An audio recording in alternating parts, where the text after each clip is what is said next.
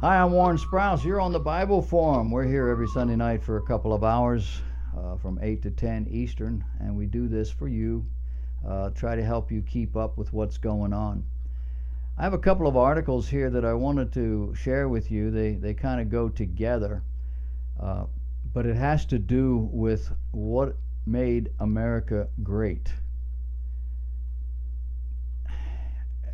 The folks over at prophecynewswatch.com, if you don't know these folks, you need to get to know them.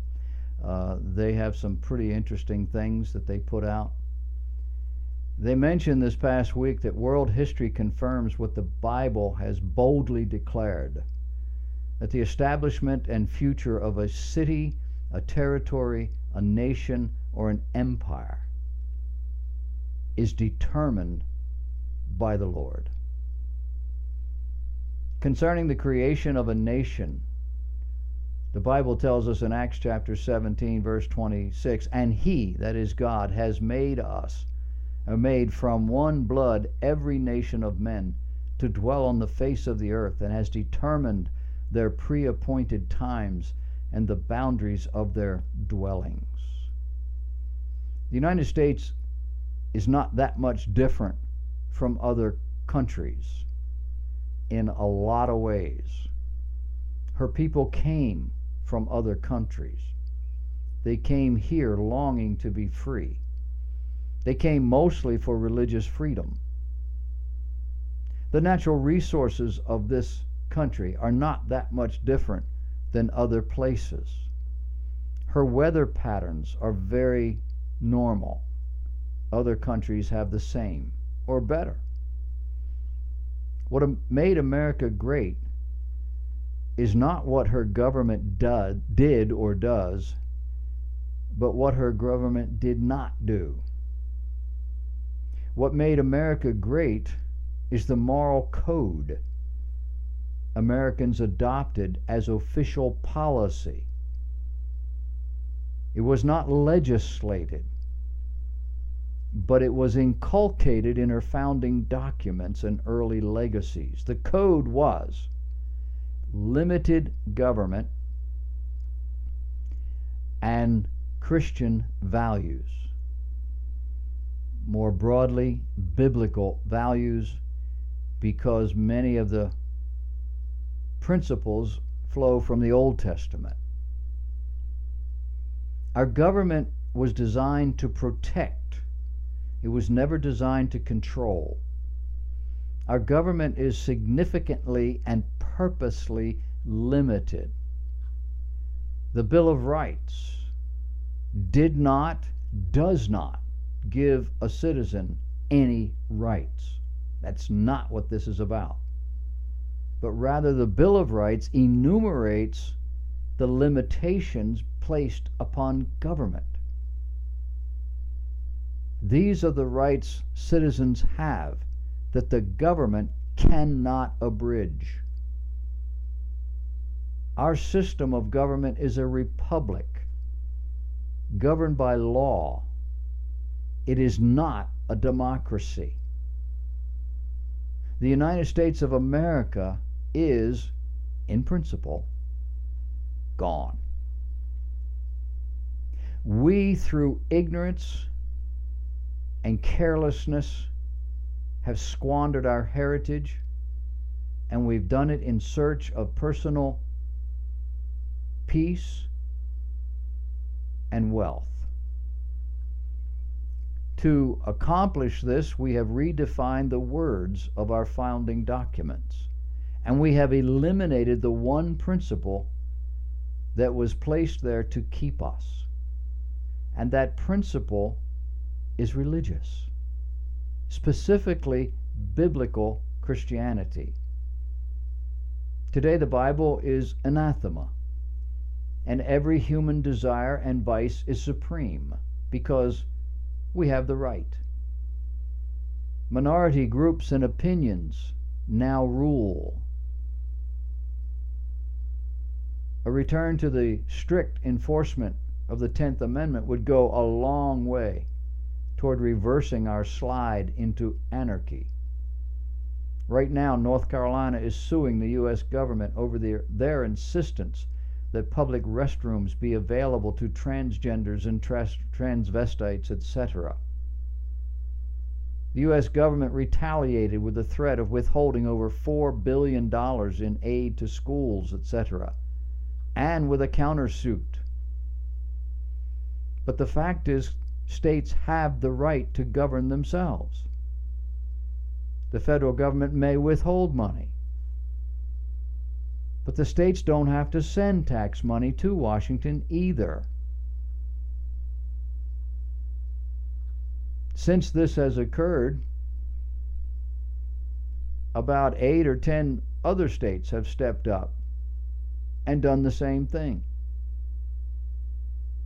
If only 30 or 40% of the states would stand up against this law, against this issue, it would fade.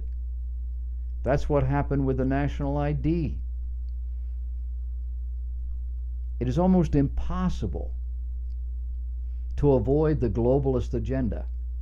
Any American involved in global business or politics is open to being influenced, bribed, into embracing the globalist agenda. Secretary of State Kerry has just told a graduating class here in 2016 of Northeastern University that, quote, the future demands from us something more than a nostalgia for some rose-tinted version of the past that did not really exist in any case. You're about to graduate into a complex and borderless world. A government wishing to dominate its citizens is one that assumes the delineated rights are simply given by government, meaning they can take them back. Under our system of government, we have a constitution. The Constitution says the Congress shall have power to lay and collect taxes, duties, imposts, and excises, to pay debts and provide for the common defense and general welfare of the United States. And that's all. They have interpreted the general welfare in the broadest possible way, ways that the founding fathers never intended. The executive power, according to our Constitution, shall be vested in a President of the United States of America. He shall hold his office during the term of 4 years, and together with the Vice President chosen for the same term. We changed that recently. The President shall be Commander-in-Chief of the Army and Navy of the United States and of the militia of the several states when called into actual service of the United States. Not before. Our militia, euphemistically, our state military bands are now serving with regular Army, Navy, Air Force people, and the President has control of them. I don't remember a declaration of war. The judges, both of the Supreme and inferior courts, it's all courts other than Supreme, shall hold their offices during good behavior. What's that mean? It means they can be impeached if they don't do right, if they are out of order, if they go too far. We can do it. We should be doing it. And shall at stated times receive for their services a compensation, which shall be not be diminished, during their continuance in office. There is no provision for a pension. We fixed that. We have a Bill of Rights.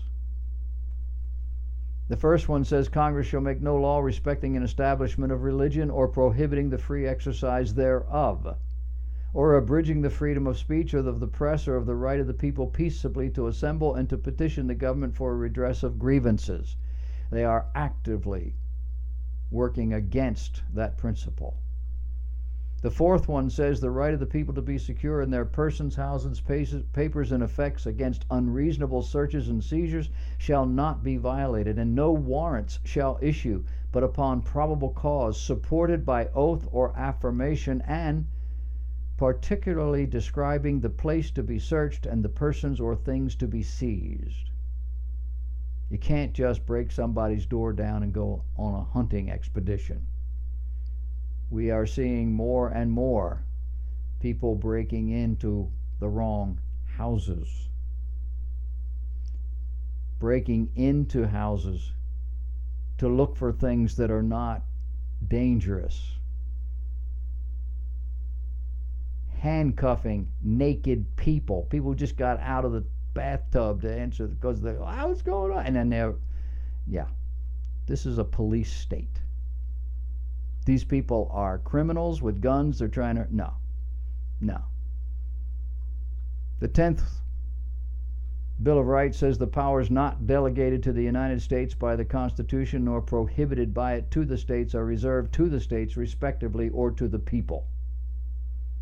States' rights.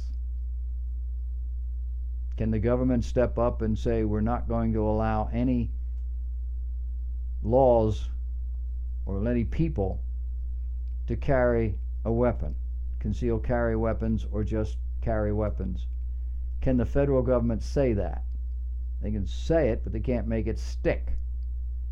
States don't have to go along with it. What happens if they don't? Well, we're likely to have another euphemistically called civil war on our hands. I happen to live in a state that takes these kinds of things very, very seriously. And it's one of the reasons I love South Carolina. Section 8 of the Constitution says that Congress shall have power to lay and collect taxes, duties, imposts, and excises only to pay the debts and provide for common defense and general welfare of the United States. But all duties, imposts, and excises shall be uniform throughout the United States.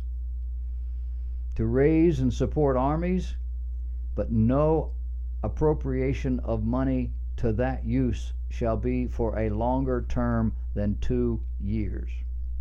How's that? Article 3, Supreme Court is tasked with settling disputes from lower courts, not with making law. Can you say Roe v. Wade? Today, the United States Supreme Court decisions are considered law. We have abortion on demand because of that. Religion in America? There's no state religion. However, it is known that our Constitution was made only for a moral and religious people. It is wholly inadequate to the government of any other. That's what John Adams said. Reason and experience both forbid us to expect that national morality can prevail in exclusion of religious principle. George Washington. Only a virtuous people are capable of freedom. As nations become corrupt and vicious, they have more need of masters. Benjamin Franklin. Capital is the means to production. Capitalism is a universal principle. The difference? What constitutes your capital? In the United States, it's the privately owned tools for making wealth. In communist countries, it extends to include the workers, and all property is owned by the state. Capitalism is not a bad thing. It's the only thing that will make a nation strong, and only a strong nation survives. While it is important to protect the weak, the infirm, the minority citizens, a society that insists that these groups have super rights over everyone and everything else is a society that is sick. In 21st century America, if it or you are a minority, you must be exalted over the rights of everyone else. The recent census, now only a couple of years old, tells us that 20% of Americans are disabled. that 15% are of Hispanic heritage, 14% are black, 5% are Asian. Homosexual population is assumed to be 5%. Nobody knows. The experts say it's probably less. Native American population isn't even 1%. The transgender population, again, is assumed to be half of the Native American population. Women in America make up 0.5% over half. Used to be more. But these are the major groups dominating our social structure. If any of these groups express a need, not that they have it, but they think they have it, they say they have it, then the majority population is expected and required by law to meet that need, even at the expense of everyone else. Why? Because it's right, it's good, it's just. No, because it's fair. Every first year philosophy student can tell you that fairness is the enemy of justice. But fairness is at the heart of socialism and communism.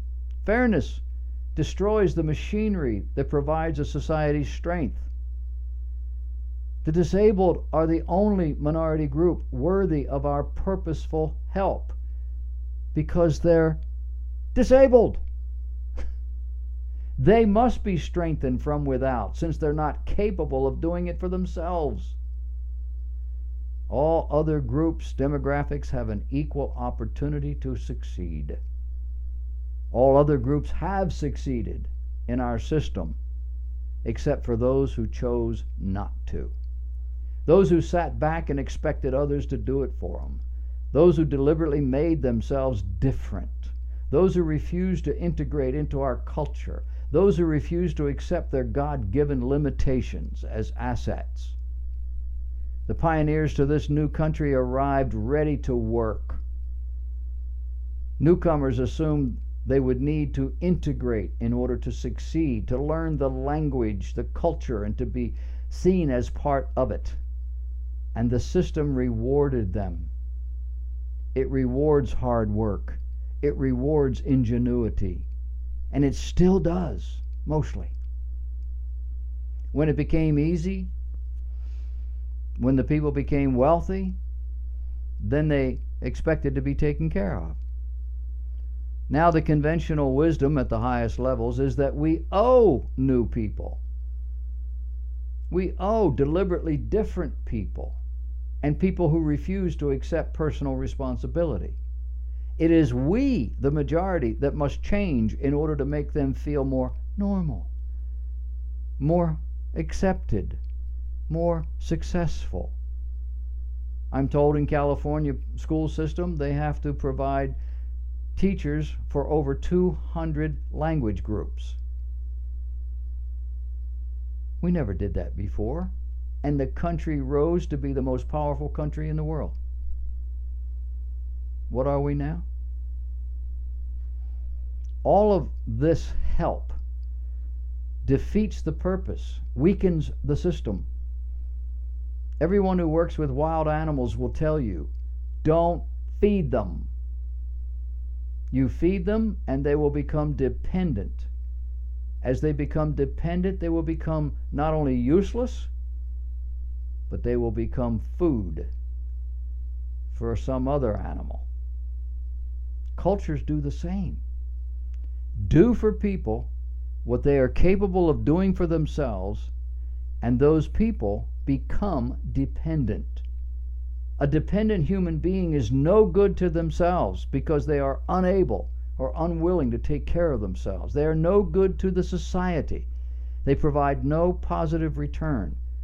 They are destined to become more dependent, weaker, and they are likely to become more demanding. We have in our culture an entitlement mentality, and we're creating more categories for entitlement every day.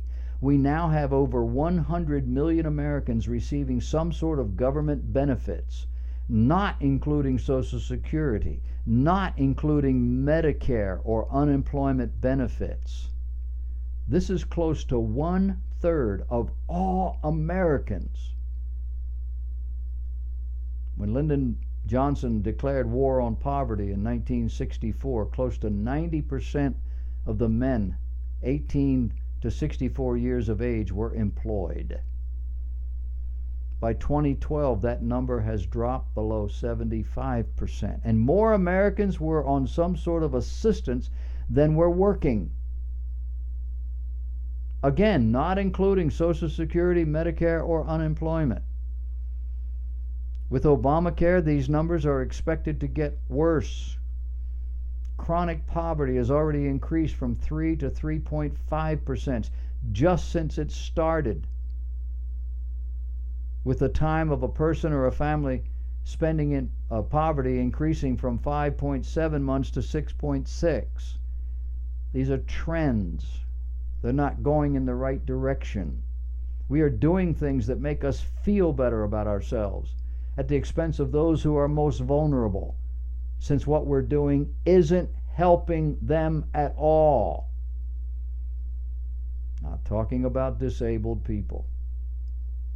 This feel good about ourselves policy is now being applied to foreign affairs. Our government is bending over backward to make our sworn enemies view us as non-threatening. And it's working. They're becoming more aggressive, more assertive. North Korea telling us what to do? China, Russia, Iran. Our president just went to Vietnam to make nice with these communists, to show our good intentions. We forgave their past transgressions and opened our military markets to them. And of course, this was after they accounted for our POWs, right? No. That's over. That's gone. Tell those families. Tell people who lived through that time period. He couldn't tell them, give them that kind of a requirement, because that would have been provocative and obviously counterproductive. We would have looked at it, they would have seen us as a bully. United States, big, rich bully. That's our reputation. I say embrace it. You don't see people going around attacking bullies. So we've made a new friend in the region. No, we haven't. We have emboldened an old enemy. But we feel good about it.